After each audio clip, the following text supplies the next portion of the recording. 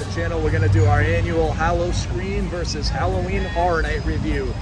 We're just finishing up at Howl-O-Scream on opening night in 2024, so we're here on September 6th. We had Halloween Horror Nights the first week of that. They opened up on Wednesday the 30th. We were there the Thursday the 5th, so within like that first week of them opening up. And we did the Front of Fear Pass at here, and we did obviously the Express Pass at Halloween Horror Nights. We're going to cover 4 categories just like we have every year. We're going to talk about the houses, we're going to talk about the scare zones, we're going to talk about value, and we're going to talk about fear factor. Now, fun factor, now I guess fear factor works for a Halloween attraction as well. This year I did not include food because I didn't eat anything here. I didn't eat anything here at Howl-O-Scream. And the food, honestly, at Halloween Horror Nights was a lot to be desired. It was probably my biggest demerit. I went into one of the burger places here, and the burgers looked absolutely disgusting, so I didn't have one. So we're gonna skip food. I'm gonna say merchandising. I'll give as an equal to both as well. I'm not gonna cover that separately, but Howl-O-Scream had a lot more merchandise this year. That was a lot of fun. So let's start with the first category, houses. Halloween Horror Night, 10 houses, some amazing houses this year.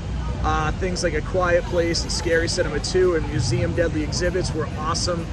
This year we had the casino themed house here.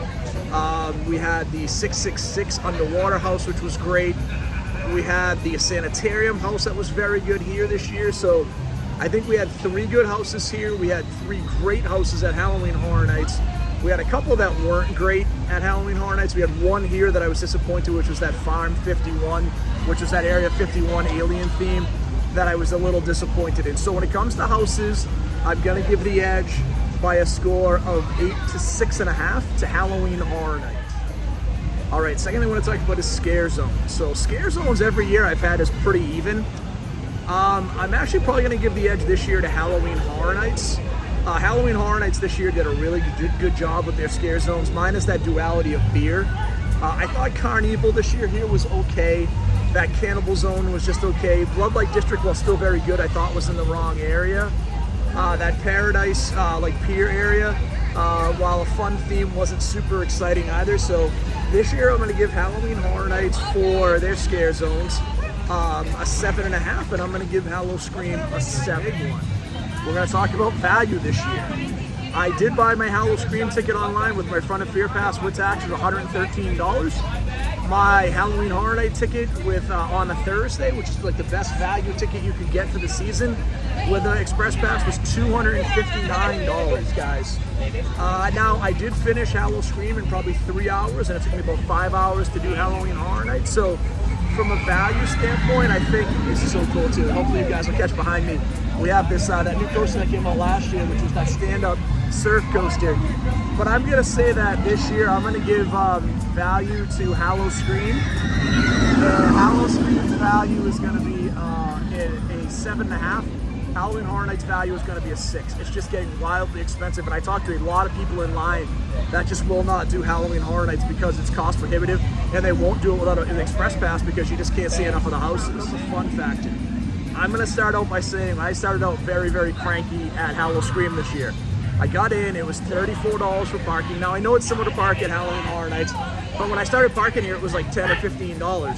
For $34 for standard parking is insane to me, but it is what it is. When I got in though, and they made us wait a half an hour to get in the park because of rain.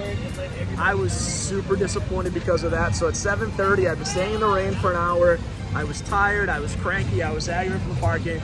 And somehow Howl-O-Scream came back around and won me back over because their scare actors are so good. The people that work here are great. Letting me film in all the houses, which you'll see on our Howl-O-Scream video. Just the atmosphere, the energy here is great. Now, fun factor takes a big jump this year at Halloween Horror Nights, not because of anything they did with the houses or the scare zones specifically, but because they did a couple of really smart things this year.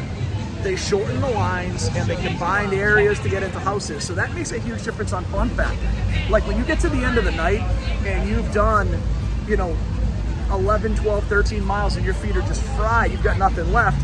My back hurt last night, my feet were tired, but I felt better than I did in years past because I did probably 5,000 to 7,000 less steps than I would have because they did a great job.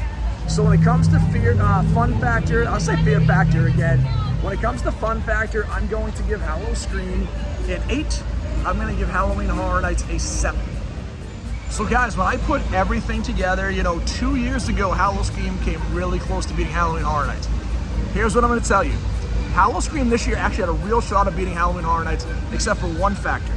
You're in Florida, it's going to rain. If you can't handle your opening night and you delay your opening by 30 minutes because of rain, not thunder, not lightning, because of rain, and we're not talking like crazy torrential rain. You saw at the beginning of my Howl-O-Scream video that the rain was not crazy. So that alone, and plus they gave me like a crappy parking spot when there was tons of parking spots open. For those two things alone, I'm gonna kick down Howl-O-Scream just a little bit. I'm gonna kick down Howl-O-Scream just a little bit, and I'm gonna give Halloween Horror Nights this year an overall an 8. I'm gonna give Howl-O-Scream overall a 7. Here's my caveat to everybody. If you come down here and you can only do one, and you don't want to spend an extra $100, absolutely come and do Howl-O-Scream. They do a great job. The scare actors here are so into what they do. They're super fun.